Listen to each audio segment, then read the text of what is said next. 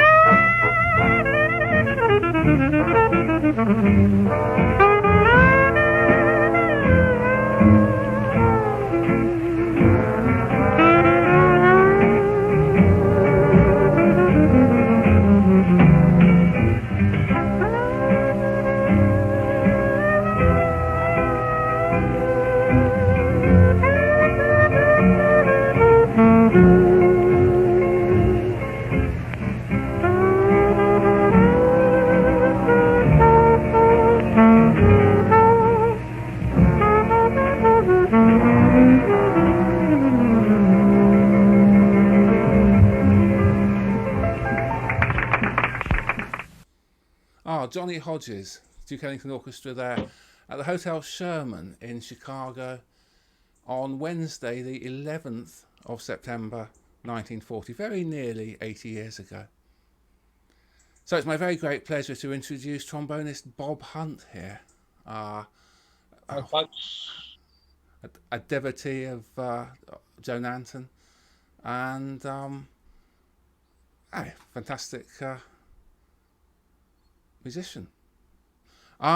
So Frank's maybe going to turn up, but we're going to wing it without him. I'm just looking and seeing if he's not here yet. So hello, Frank. We'll hopefully see you a little bit later on. But meanwhile, Bob, thank you so much for being here. Pleasure, mate. Pleasure. We've got a little track list of things to go through this afternoon. And I thought that perhaps we'd start with Black and Tan Fantasy. You can start with it. Yeah, sure. But which one? Which one, indeed? Yes, I wouldn't say I've got a plethora of them here, but I've got a small selection. You Well, mentioned the Ellington recorded a plethora of them, yes, and I mean the whole point of my suggestion of having Black and Tan as a number is really because of, as you call him, Joe Nanton. That's his real name, Joseph Nanton, Joseph Irish Nanton. But I mean, a lot of people just know him as Sam. sure, Tricky Sam was a nickname that was bestowed on him by Otto Hardwick, the alto saxophone player, and but he was never known as Tricky Sam. The band, he was known as Tricky. right, That was his name. Like I'm Bob, and my name's Rick, but everyone knows me as Bob. Joe was no, tricky, not his name. That's one for scoffers to Your sound, argue about. But no, Joe Nanton was known as his name in the band. And if you on the doors your sound's that breaking up a little either bit here. Shayhorn or Ellington wrote, and there'll be when it's one of Tricky's like a solo, if he's up to lead Yes. trombone on a certain line or something, there'll be a little arrow pointing at his line on the stave, and Duke will have written above that arrow just Tricky, Right. which is quite nice. Yeah, but so Nansen, of course, Tricky, call him what you like. The whole thing with him was the mute thing, so and how it developed over the years. That's the main thing with Nansen, because he developed. He was one of those musicians, like Cootie Williams, who developed as he went along. Tricky Sam in 1927 is not the same Tricky Sam that you hear in 1942, for instance. It's the same guy, but the sound and the stuff that he's doing with with the plunger is totally different. So he was a musician who really did develop both not just tonally but also in it harmonically. He was if he'd lived longer, he would have been I think one of the bigger than he actually is, one of the great names in jazz, because he was only 42 when he died. So, Yes. So he developed, there I you go. suppose, beyond the kind of the Bubba Miley aesthetic, but on the trombone. He did, yeah. He Uh, started, him and Bubba. He was Bubba's equivalent, if you like, in the early days with Ellington. In fact, they were sort of like the band buddies. They were the two sure. with the plungers and the wah, wah, wah, and all that. Those two, they were big pals. And Well, of course, Bubba died young as but well. yeah, I mean, So this isn't against Bubba Marley. I mean, God, without Bubba, you've got no one. Without Bubba, none of this stuff happens. sure. That's a fact. But Tricky did move it on, Mm. as we will hear. In fact, I mean, can the things we've got on this? I mean, can you alter the order we've got them in? Yes, absolutely. I can play them in any order. So Yeah. So I'll tell you what would be this would be a good starting point for sure. this thing, because we're talking about plungers, like I say, Yes. just a plunger with no hole. With the duct tape in. It's Yes. important. No, there would be trombone players who want to do this out there. If there is a hole, cover it up, because you do not need or want the hole. Bubba, we've got a recording lined up of Bubba Marley. This is an early one. It's called "Song of the Cotfield," That's right. Yeah. and this is Bubba Marley in his early days. Well, it's his early days with Duke, Yes. that is. And this is such an exemplary piece of plunger manipulation. Plus, with the little tiny mute inside, it's called nowadays we call it a pixie mute. Right. Uh, Back in those days, it used to come with con cornets, and it was a con practice mute. Oh, really? So it was for making the But sound quieter, nowadays was we it? call those, if you can find them, that it's a doorknob mute, because they look like a doorknob. Right. But anyway, this track, Song of the Cotton Field, got Bubba Miley showing everybody in the world how to do this stuff. And boy, does he show it. This is the definitive way to play it, as you call it.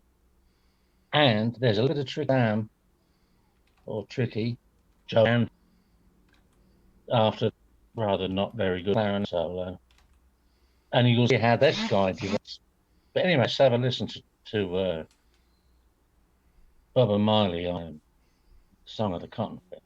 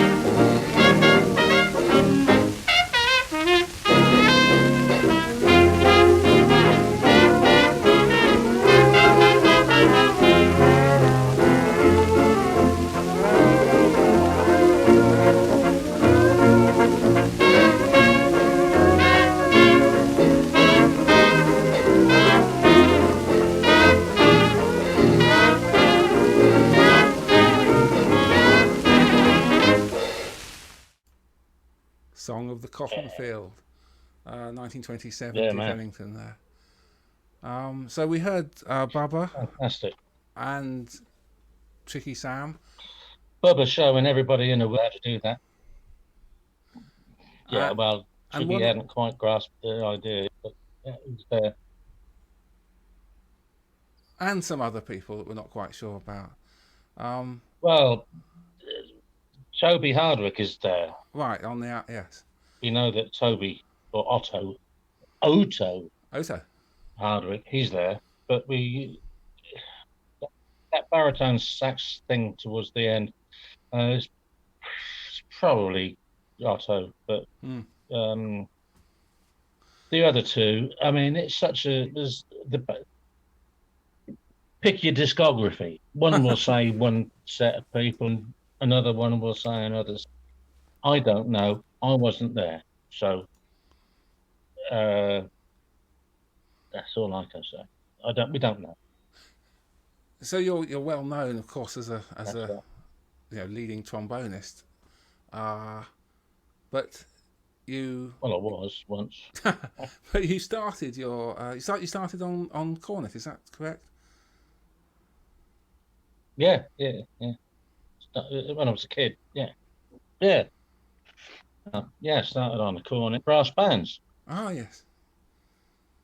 Coming from coming from you know the Midlands, um, there was a whole host. I mean, you think of brass bands and you think of the mining Yeah, pits the and colliery bands. Yes. oh Christ, whatever, all that kind of stuff. Where there's muck, there's brass and all Sure. that. Like really up north. But in Kettering, where I grew up in a place called Kettering in the Midlands. We had it was an industrial little town. But it was all shoemaking. It was a boot and shoe town. Like a lot of North Hampshire was, and but we did have.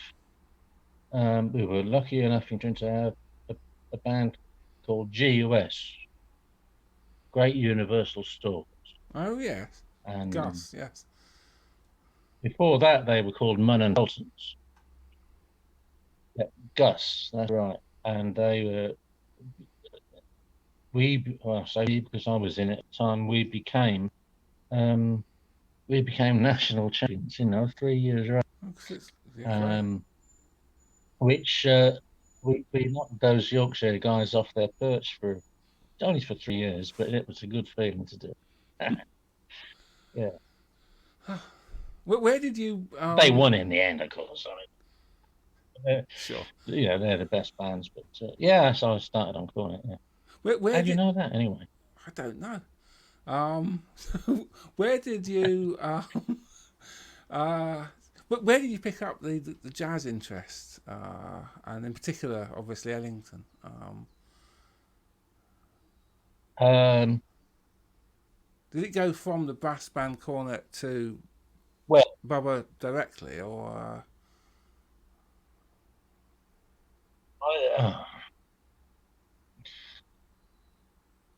my dad, bless him, was a he was a huge, giant music fan. He had been a professional drummer Right. in his younger days.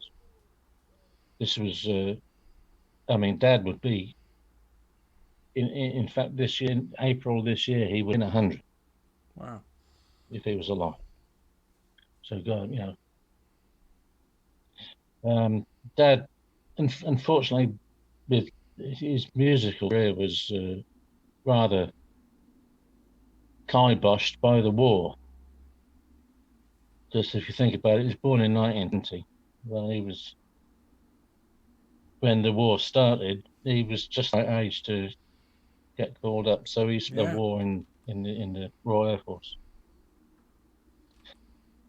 So his musical career didn't really happen or take off until after the war.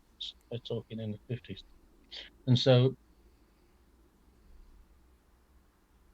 Dad was a, a big band fan Right. because it was go with that age group and generation. When Sure. he loved Glenn Miller, especially Glenn Miller, but I was also Dorsey and Gooden Yeah. and all those big bands from that era, and that is what they were the records I grew up listening to.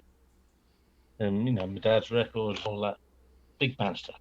As I say, Glenn, especially, I can't put enough stress on Glenn Miller. That was ours was about Glenn Miller, Right. who a lot of people really frown upon. No, that's rubbish. But anyway, that's how it was. So that was it. It was that. It was the big band stuff. I And I I can remember I rather liked Glenn my Miller dad. myself. Um, yeah, well, I still do. I love it. And Tommy Dorsey, and Goodman, Uh, and Artie Shaw, Tommy and Dor- etc. Tommy Dorsey's I band love was it. obviously not as successful, but I mean, there's so much I can. I, there's so much if you fun in if you that band. It really comes successful, across as what? in the Tommy Dorsey band. It really comes across Dorsey wasn't as successful as what? as As as Glenn Miller? as Miller. Yeah, it's pretty successful. Wrong. Not okay. Well, he lived longer. Tommy Dorsey was way ahead of Glenn Miller. It wasn't until Glenn Miller got the army band that he took over the game. When Miller had his civilian band, which was a great, fantastic band, but Dorsey was ahead of him with every step. A, he was a better trombone player. Oh yeah. B, he had a string section, which Miller didn't get until he was in the army. Yeah, and so on and so on. Now, Dorsey was way ahead of Miller Dorsey, at the time. at the time, yes. So, I mean, he was recording from, I can't remember, 36 probably on Victor, and he made literally hundreds and hundreds of sides. Who? Um, Who? Tommy Dorsey Orchestra. I think they Oh, probably, earlier than that. I think they probably recorded Earlier about. than that. Earlier than that. Well, earlier, I've got recordings of Dorsey. 35.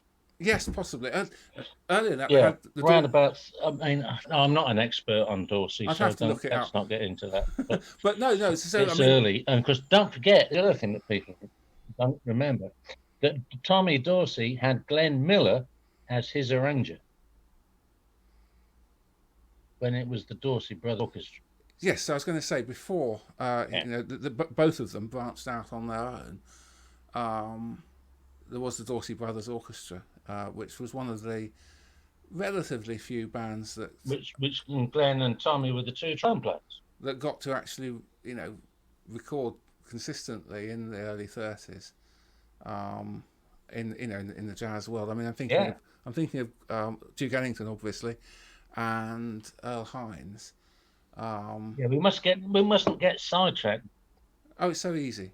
No, Anthony. so when Glenn Miller, recorded the pieces that he did that were so successful, I would suggest that he Yeah, eclipsed the success of mind you, Tommy Dorsey had Frank Sinatra, so um, there was yeah. that as well. You can't argue the case. No, Dorsey was ahead. so about 7 years or so, I think they recorded something like Glenn Miller had a guy called Rayleigh. yes, Skylark, etc. Uh, Yeah. yes, no, so And he had a lovely, charming lady singer called Marion Hutton. But Tommy Dorsey had Joe Stafford. There is no comparison.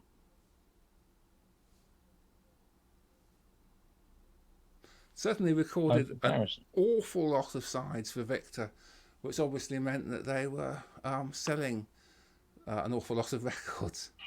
As I say, for about a 7 year period there. And as far as I know, I mean, there may have been some complete reissue set, but I'm not aware of an actual complete reissue set of all of the, I think about 400 Tommy Dorsey recordings in that period.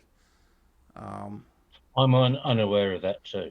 So I know if they have been, that well, this was in the 70s. There was a big set of LPs brought out by I don't know who now, it might be but Franklin. it was everything that Miller recorded for RCA. It might have been Every studio recording from 1938 to 1942. It might They're available. They're all available. Yes, exactly. So all the Glenn Miller things are certainly available. There aren't as many of them. It might have been Franklin Mint, might have possibly.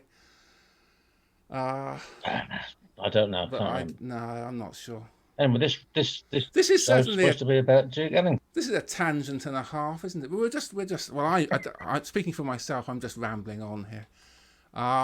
So yes, so let's get back to the muted Bubba Miley and the muted Joe Nanton. Joe Nanton. Yes. Shall we hear their Black and Tan Fantasy from 1928? Yeah, let's do that because if anybody can remember this far back, we've heard of Miley Yes, um, doing this thing on Song of the Cotton Fields. So here we have Bubba Miley, and it's only a year later. No, I think it's later the same year. it is. Yeah, yeah. Doing his thing on this is October, I think, in 27, That's and he's yeah. doing his thing on. That rings a bell, Fantastic. certainly. Yeah. Once again, Bubba Miley, superb, can't knock it. But the interesting thing about this recording is Tricky Sam, because the difference within from February to October, yeah, is staggering. Because by this recording of Black and Tan, Tricky Sam is beginning to sound like the Tricky Sam that we know, Right. and and that, and also, I don't know how hi-fi your recording that you're going to play is, or how hi-fi Oh, our it's, listeners this is not stuff one of is. my But if you transfers. do listen very carefully, you can hear Tricky Sam remove his picks. Yeah, that's what these are things are called, or were called. And you hear Yes, right. so So well did those start out as a right, practice mute for just making less as he takes it out. sound? I'm sorry. So did those Yeah, mutes start out as yeah. right? Yes. They were drum mutes. That's a drum mute, but in a trombone. Right. That's part of the trick. It's a trumpet mute. You see, that's a trombone. Yeah. Yeah. This is a trumpet mute. Look how that goes in.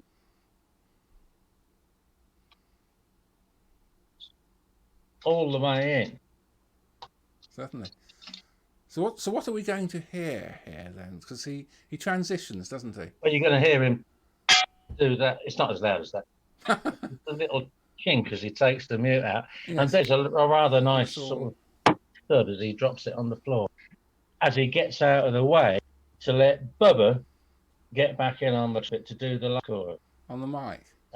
It's boring anorak stuff, but I like it. Yes, it's always nice to hear some of these little. Which is the recording that has that thump at the end of it on OK? Oh gosh, I can't remember now. And some of the transfers actually. Ellington one or Yes, and there's an Ellington thing. There's a great. There's just a at the end, and some of the transfers. yeah, there is, isn't there? I can't remember what it is. Some of the transfers cut that off as an Yeah, extraneous sound, but it's definitely part of the recording as far as I'm concerned. So yes, okay, right, here we go. In yeah. terms of fidelity, I actually this is not my transfer here, but I listened to 2 or 3 versions of this, and I preferred this one. So there we go. Mm. You know, there are these 78s. I'll They can say be to the made to people sound. before you play. Sorry, go on. So, There's a little bit of a lag and a delay on the sound here, so it's Tricky Sam and Bubba at the with Sonny Greer going yes. on the Chinese tom tom. Well, we were just saying it's quite a military kind of march-like take Yeah, on Black and Tan. It's an odd version, Very much different faster than from any of the others. very different from But the earlier. it's great to hear Bubba and Tricky Sam Bubba at his best, and Tricky Sam is really getting that other thing now with the plunger and the you can't go yeah yet, Yeah, but that's right. he's getting the idea. So in 27, there aren't that many recordings. There's the Brunswick recording, which is the first one. And then there's one for That's the OK. one with the bass Edwards. Yes. They're Um, the ones with Jabba. and then the ones with Jabbo. Um, and then That is the OKs. They're the it's ones with it's Jabba. it's funny, the Brunswick one. Some people list, you mentioned Max Shaw, and some people mentioned Bass Edwards as the brass bass player Yeah. on Well, that. that it's one of the. It's once like we said about the other thing, but it's with the reed section. We don't really know for sure. I mean, some discographies say that it's Henry Edwards or Bass Edwards, whatever you want to call Yes. him. Some say it's him. Some others. In fact, nowadays it seems to be popular to say that it's Max Shaw. But I mean, It's quite. I mean, who knows? we're I not don't know. we're not actually I hearing don't. this version, He's a tuba player. but yes, indeed. But and also it's interesting that Duke's still using a tuba here before switching to um, string bass with Wellman Pro. So, Really, he used one after as well. Even after Wellman Bros had joined the band, he still used tuba on some of them.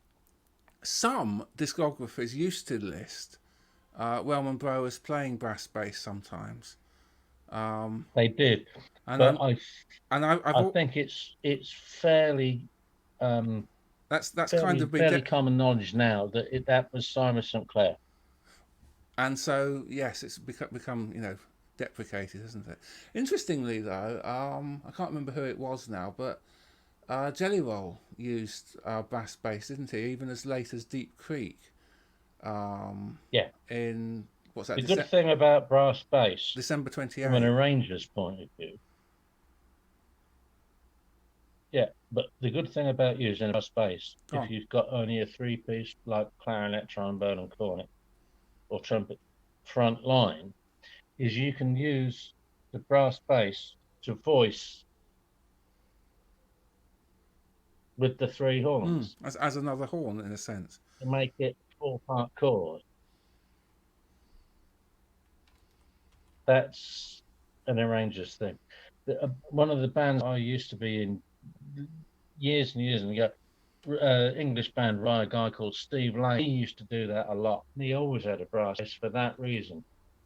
You've got four voices that you Right. can really use. You can't do that with a string bass and brass. So here we go. Let's hear the Victor recording of Black and Tan Fantasy, October 1927.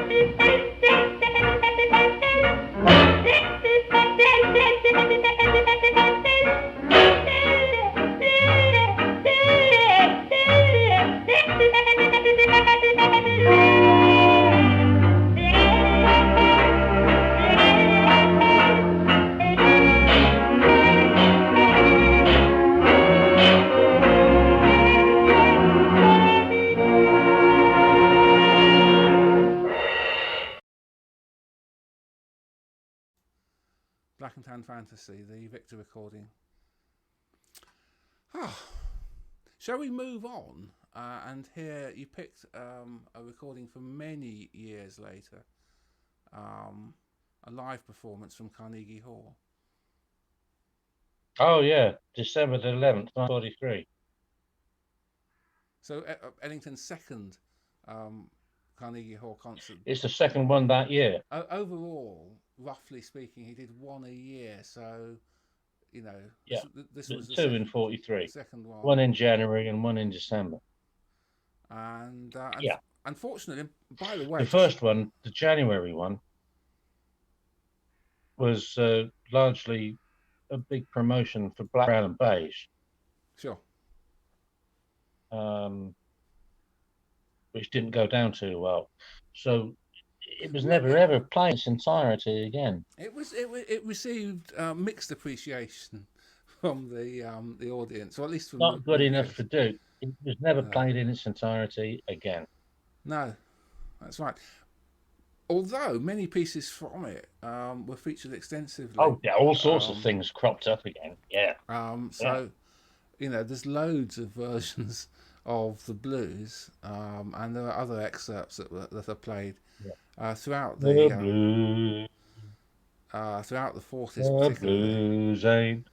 Yes. The blues ain't nothing. No, I'm not going to do it. Okay. Isn't it a wonderful lyric though? It's a beautiful conception. Fantastic. And it's a mirror, isn't it? And it's yeah. So that was January. Fantastic. And then when they came back in December, they didn't play Black, Brown and Beige in its entirety. But one thing they did played a couple of bits from it, but one thing they did do though was to play Black and Tan Fantasy. And this is very interesting. Yeah, they certainly did. Yeah. For a couple of reasons, and by the way, the fidelity on the trumpet is actually really rather powerful. It captures the sort of high end timbre pretty well. Yeah. And this is a very unusual performance in the trumpet because of who it features. Yeah, Wallace Jones.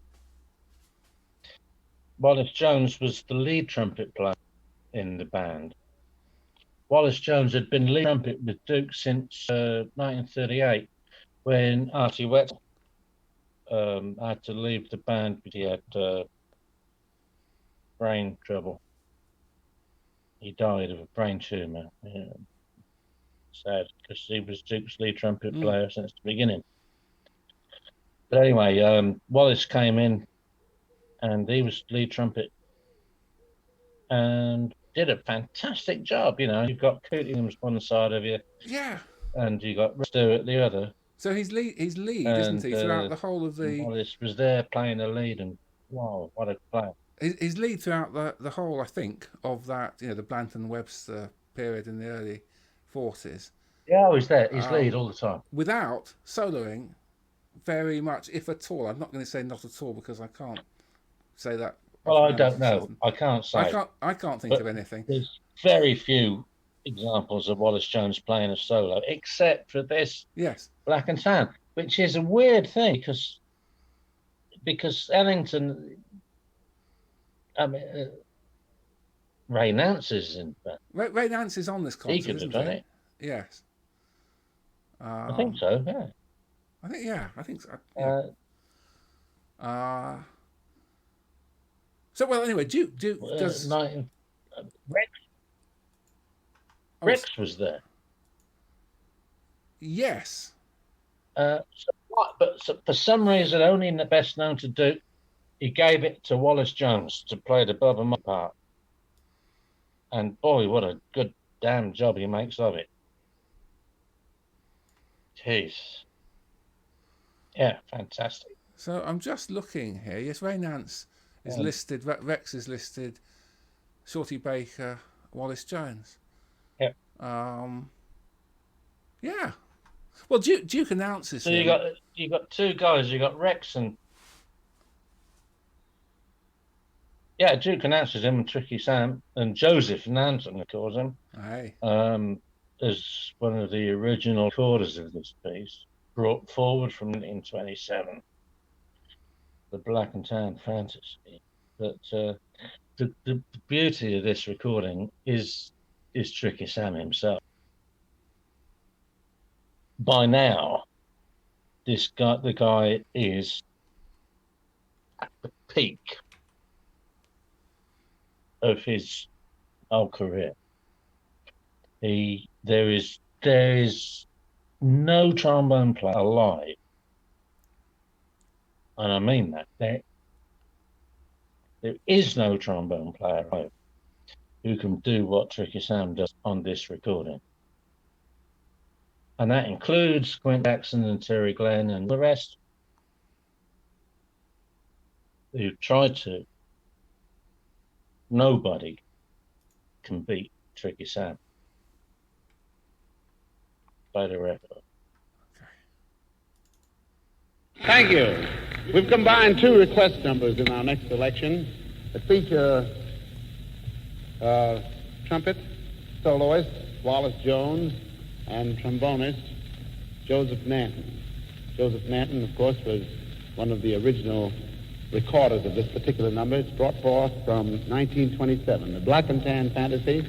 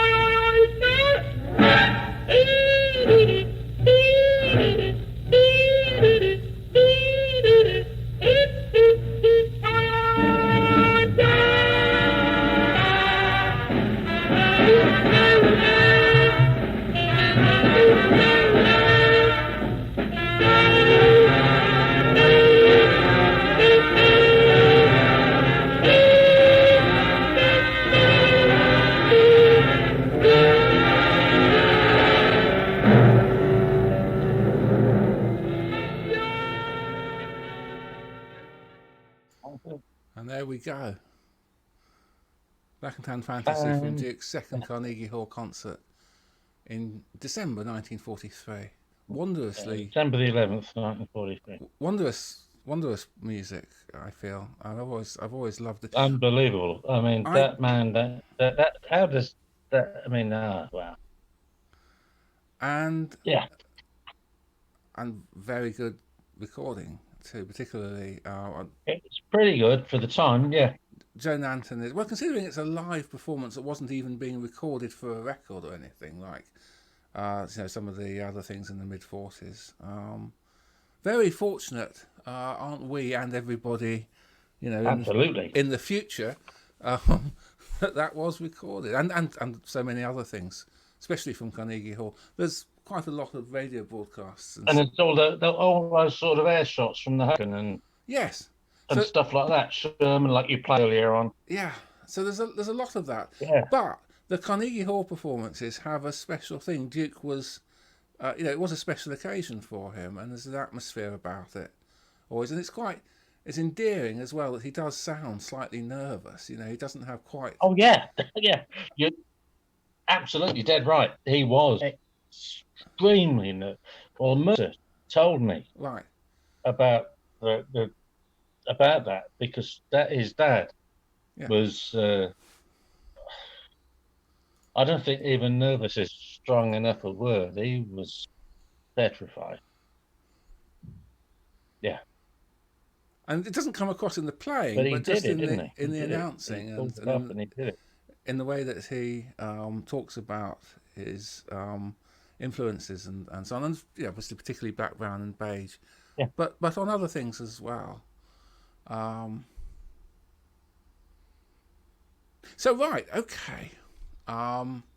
You are known for playing. How would you describe it in the style, with the sound of Joe Nanton?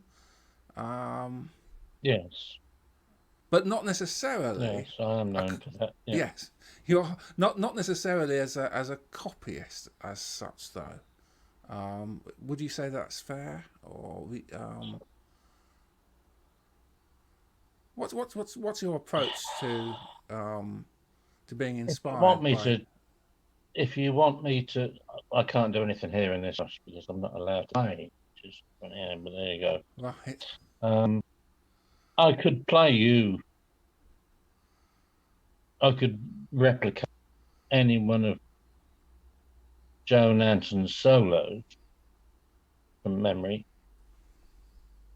on almost any tune that he recorded. That's how I learned. That's with Cootie Williams's help, I might add. Right. But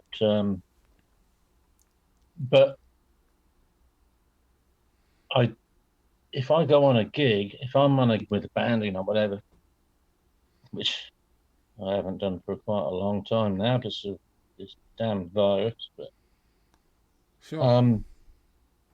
no, I don't. I just play me.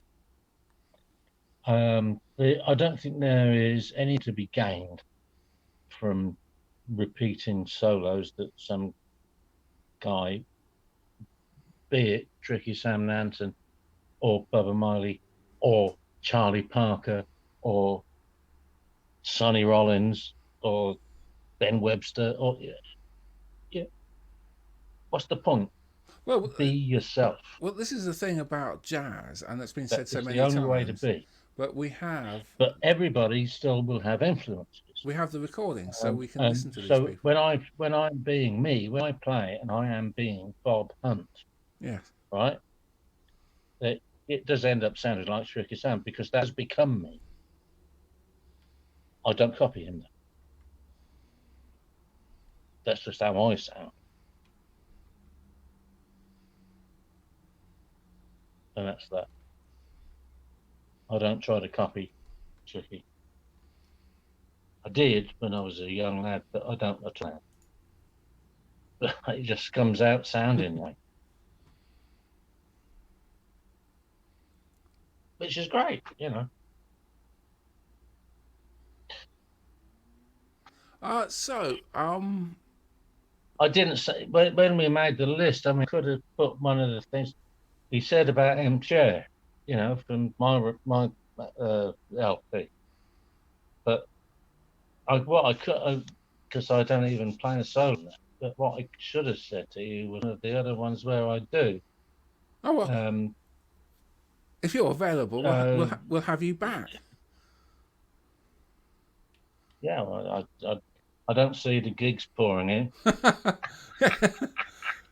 Well, I mean, it's been, yeah, we can rehearse that over and over, but that's why we're here. That's why, particularly obviously over the last several months, Frank has been available, and so, Yeah, that's how we are. That's how things are. Just I at think the he was moment. fed up with it because I criticised him about his mute.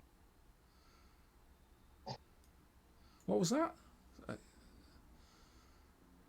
I said I think he got fed up with me because he said when he was talking about mutes the other week, Oh yes. and I said to him, "You talk so crap about mutes," and maybe he got fed up, and that's why Oh he's here today. yeah. Not absolutely certain about this, if I'm not totally mistaken, but I don't know that he uses mutes, does he? Um, He's a saxophone player, so he doesn't. But he did pontificate on mutes. I'm just It wondering. was the show with Michael Kilpatrick on, Oh, I see. Right. Well, there's a couple of saxophonists. Oh, and yes. uh, and Right. and Frank started going on about mutes, and he didn't Did obviously he? know what the hell he was talking about. Oh well. Well, as a Yeah, woodwind, he did. Yeah, as a and I woodwind, told him so. as a woodwind player, you wouldn't expect him to, I guess, have an absolute expertise. No, Uh, but as a woodwind player, I wouldn't expect him to start exactly. so anyway, I so don't talk about so reed strengths and if it's a link mouthpiece or the reeds, yes. whatever the hell these blokes use. Oh yes, a selection of the reeds. Well, I mean, how many jazz? Berg Larson, is it an Otto link? Well, it could be a Mayer, Oh, it could be. Mayer 5 if he's an alto player. I mean, who knows? I don't know. I don't know and don't care. Well, it's good that some people do, I guess. Um, so we've got a couple of pieces here. Shall we hear this piece by your band from about 20 years ago? Um, the What is empty it? the empty chair. Uh, Oh, the empty chair. Ah, yes, yes. Well, therein lies the story, doesn't it? Though, go or do you on. want to just play it? No, I want the story. Oh, the story. Or do you not want the story? We do want the story, yes. Do you want the story or not? We do want the story. Okay, well, We could hear the music um, first, or we could. yeah, okay, well, here's the story. I mean, Tricky Sam, uh, this is ending up being a whole show about Tricky Sam, but never mind. Well, I mean, there's nothing wrong with that, Somebody is out there? there might learn some. Um, Tricky Sam died while the band was on tour. In they were in San Francisco, and July the 21st, 1946, and they were due to play somewhere locally in the area. That they were staying in the Scraggs Hotel, and some of the guys had knocked up on Tricky's hotel room at lunchtime to see if he wanted to, you know, go out for a bite to eat or maybe a drink or something. No answer. So, but they didn't do much about that because Tricky was, um, he was a very well read chap. He'd always got loads of books with him, and he was always reading stuff, and so they just didn't think anything of it. But when it got to about 5 o'clock, and the bus had come to pick up the chaps from the Scraggs to take them to the gig, Tricky didn't show. So Al Hibbler, the singer, he was pals with Tricky's now. Mm. Al Hibbler and a couple of the other guys who I can't remember now, so I won't say in case I'm wrong. But they went up to the room, and of course they had to get the key. They had to get the key from the reception, and he was dead in the room. So that night they went to the gig without Tricky Sam. Well, what could they do? That's what they did. Sure. But that night, Duke made an announcement. It's not recorded, unfortunately, but he did an announcement and said, "We dedicate this program tonight to Joseph Lambton, who passed away this afternoon." And this whole show is for the empty chair. And the three trombones, they set up three, Lawrence Brown and Claude Jones and Wilbur, of course, Wilbur de Paris. So it's four chairs. Wilbur was there, but and then the chair on the end they still put the chair out. So Tricky's chair was empty. So the whole concert was dedicated to the empty chair. So I wrote this piece and called it "The Empty Chair," thinking of the Ellington band and how it sounded, and not so much how it sounded in 1946, but I was thinking of the Webster band because I've got Ben. Well, it isn't Ben; it's Nick Payton. But Ben Webster's sort of solo. No trombone solo, of course, because Tricky's not there. That's why it's an empty chair. Yeah. Yeah, the empty chair. One of the best things I wrote.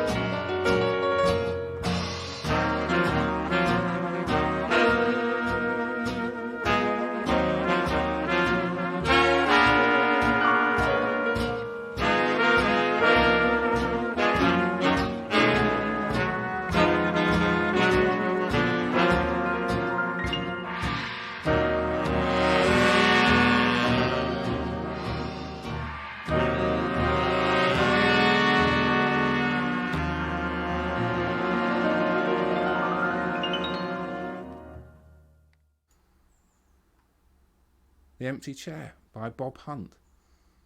Mm. Um, Hope you like it, folks. Beautiful, beautiful, super.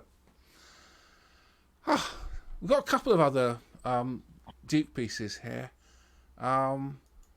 So, there's a kind of lineage here from Bubba to, across instruments, but to Joan Anton and, of course, to Cootie Williams. Oh. Yeah, So Cootie. Of course, I knew Cootie. Yeah. I knew Cootie very well. Cootie kind of taught me, really. This stuff about, the mute thing. Yes. Cootie he's my main man, really. He was a damn good trumpet player. I mean, people think of him just as the plunger guy and all of that, but no, he was a very fine trumpet player. So, I mean, we're not going to play it, but Concerto for Cootie is a piece that people obviously think of, probably the number one thing that they think of, actually, with the concerto, and it shows. Or Do Nothing Till You Hear From Me, as it became. Well, yes. So Victor Cootie is fantastic on that, because he does the tight plunger thing that with the mute tight jump, and there's the thing where it's open with the muting, and then just this marvelous, broad, majestic. I think is the only word you can use for that wonderful, majestic sound that Cootie, only Cootie and Louis. Oh yes. Could produce. Yes. They're the only two. The only one that I know personally that I had the pleasure of working with and having as a friend. He's the only one for me. It was Cootie. He had that. He could do that thing. So it's not as broad a. No one to touch him. No, it's not as broad a player. But Henry Allen in the late 20s was, had a great. He had a go at that sort of Armstrong-esque presence and on some. He did indeed. Yeah. And very bloody good. He doesn't develop as oh God! as much, let's get one thing very straight. I'm not saying that no. Louis Armstrong and Cootie Williams. I see it. No, of course not. No. I was just thinking about people who have that sort of. But what I am saying is that, you see, I didn't meet Louis Armstrong. Right. And in fact, never mind about meeting him. I never even heard him play. Really? Right. Yeah. Which is that I'm ashamed about. Well, I just wasn't around. I was alive, but I never did. So I'm sorry about that. I mean, Enrico, I should say, Enrico Tommaso. I mean, he met Louis several times, and as everybody probably knows, but Enrico should have me. So it's my fault that I did get to meet Louis. Well, it certainly rubbed off on. Well, he was there. I should have done, but I didn't. But Cootie, yeah. I mean, you got to know Cootie Williams, so he was my man. So, in terms of learning, I mean, as I said, Cootie was mine. He taught me so much, Cootie, and he was a lovely guy. Well, mind you, he didn't suffer fools gladly. Oh no, Cootie was um, I don't know how to say it. He was Cootie, is who he was, and he had very firm opinions, very strong opinions. Hmm. Um, One or perhaps. bearing in mind that when I knew Cootie, of course, he was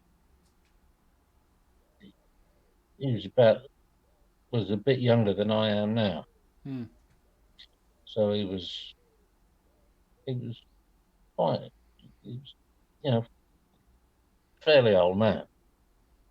So I guess he might have mellowed because that they used to call in Ellington's band they used to call um, the Cat and Cootie the bookends. I guess you know that story No. because they had to seat them both at the ends of the trumpet I can section. imagine what it means. Yes. Cootie descending Yes. at that end because they just didn't get along at all. Right. So Well. Cootie could be fiery, but Wellington was a bit later because I mean that's later on. And Cootie was just lovely to me, beautiful, lovely, lovely guy, lovely, So really. Oh gosh, and he I've, he I've he knocked taught me myself there. so much. So yes. So you have a Don't lineage. do that. You have a lineage from from Bubba through Nanton to Williams to you. There is that uh, string, isn't there? Geez, I'd never really thought of it like that, but You know, if you, yeah, yeah, so, yeah, because I mean, certainly, the I overlap of, suppose, yeah, yeah. yeah, yeah, I suppose I do. So, shall we Yeah. hear, Cootie? You've, Oh yes, please, yeah. yes. So you chose, My Delta Mood. Delta Mood. Now, see, this is Cootie using the little mute. The It's the trumpet version of that. Now, see, I already told you this is a trumpet straight mute, Sure. but in a trombone. Yeah, for tricky sound. Now, what the con company used to make was I haven't got one to show you, but it's the same as that, but that long. Right. Yeah, or like that. So the equivalent size. So that went up into the trumpet bell as a practice mute. King Oliver used to use them. He used to hold the thing in his hand Right. with just a couple of fingers or one, two fingers and use the rest of his hand to wow. But didn't use the plunger all the time. Yeah. And I remember there's a story of Lil Armstrong, and I was there. It wasn't me. It was someone in the band. And said, asked Lil about Joe Oliver, King Oliver, about the plunger, using the plunger. And Lil Harding said that's Louis Armstrong's wife, by the Sure. way, in Sure. case Sure. people don't know.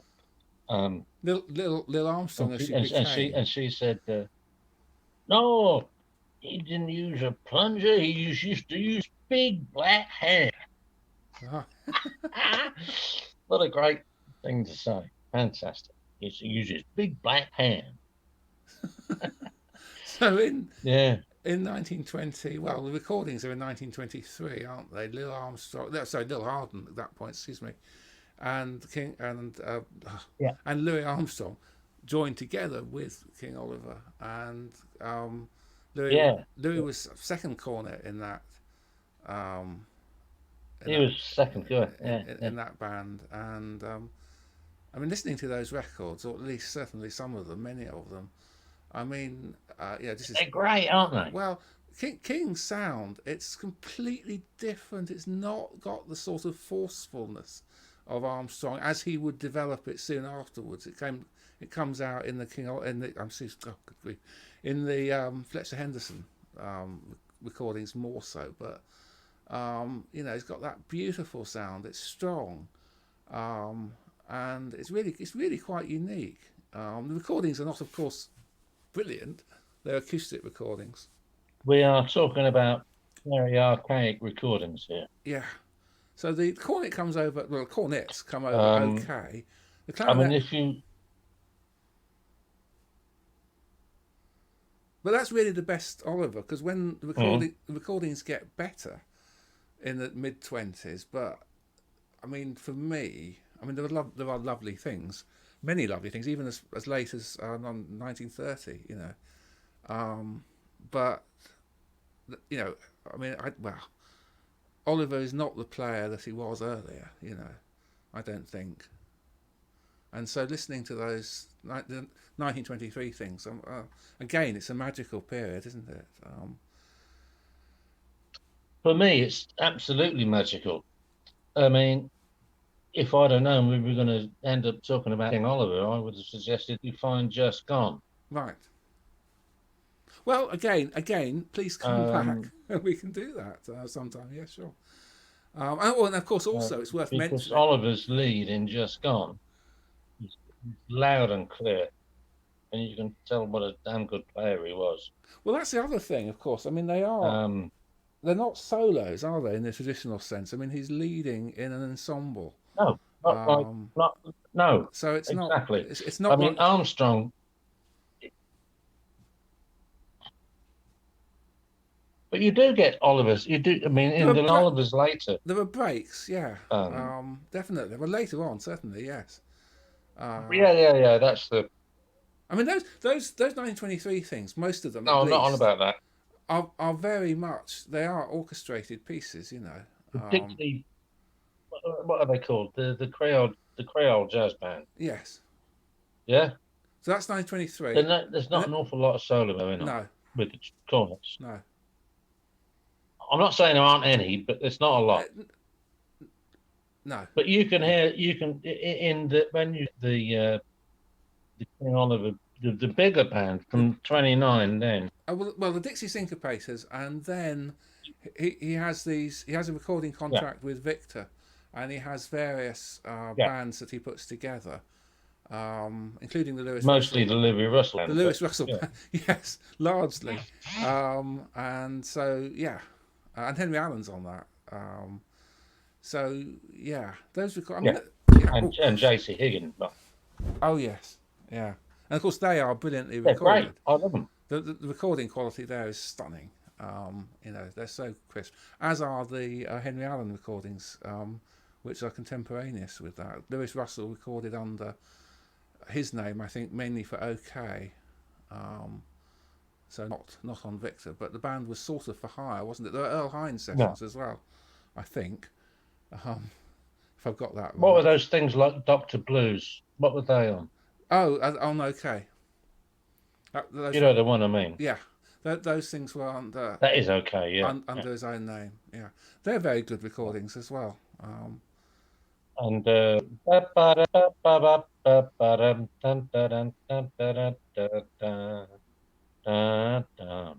what's that? I don't know.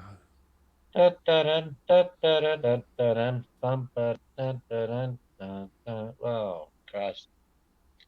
What's that called? I don't know. Louis Russell. Our chat will let us know. Um, Bum, bum, bum, dum. so yeah. Saratoga Shout. Oh, Saratoga's. That's Right. it. Yes. Okay. I didn't Yeah. recognize. You've probably criticised my singing. I can't sing anyway. But yeah. Yeah, Saratoga Shout. Fantastic. Fantastic.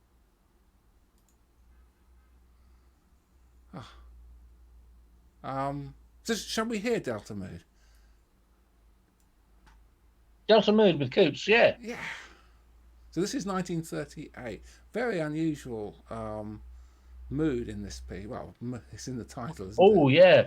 But any saxophone anorak players out there, to Hardwick is playing bass saxophone.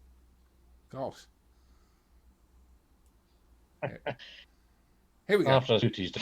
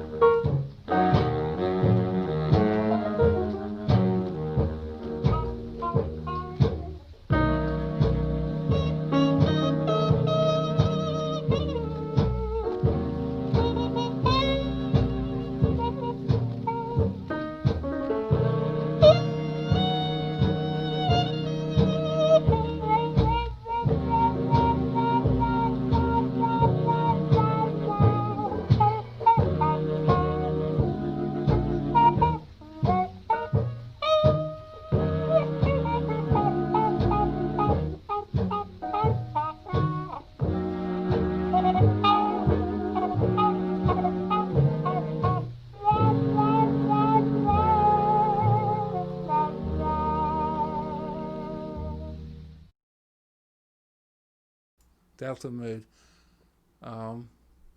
Duke Ellington in 1938. Cootie Williams. Cootie Williams. My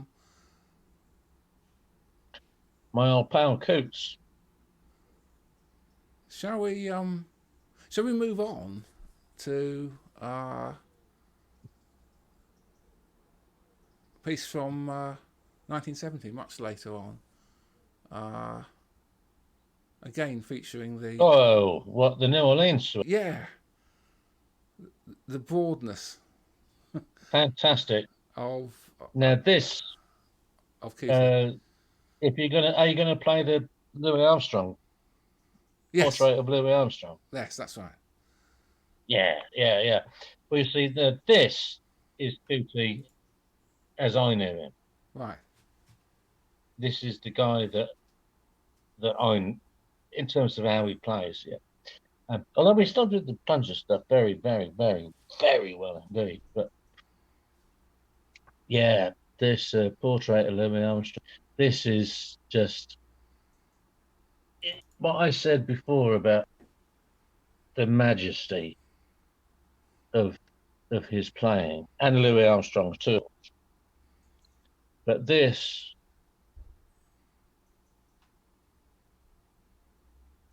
to me is, well, it's just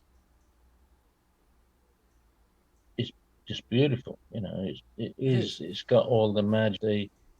It's just got everything that you need. It's Do we yeah, know Cootie, my man. if Armstrong heard this? No, I don't know. Anyway, so He did in 1970. from New Orleans Suite, portrait of Louis Armstrong. Yeah, man.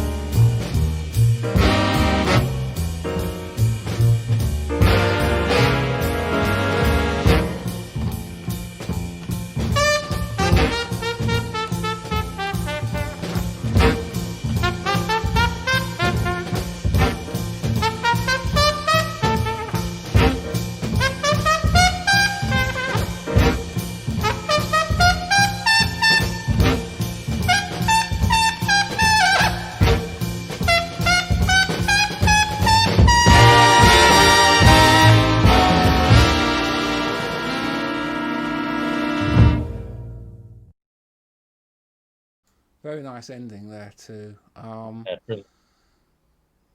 Portrait of Louis Armstrong by Duke Ellington from New Orleans Suite, 1970. So okay,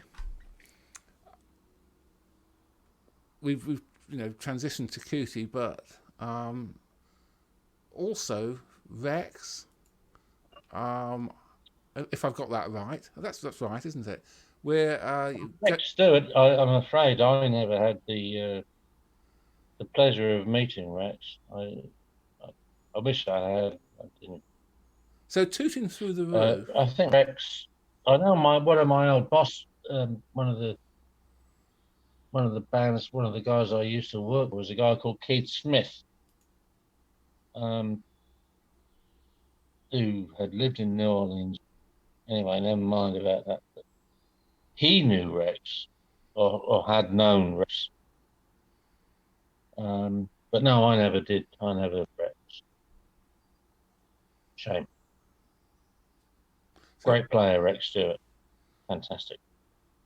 Yes, we heard a couple of weeks ago, I think, or whenever it was, on one of the anniversaries of these famous radio broadcasts from 1940. We heard, a later version of Boy Meets Horn from All right. yes, from one of the live performances. I think. And twerps.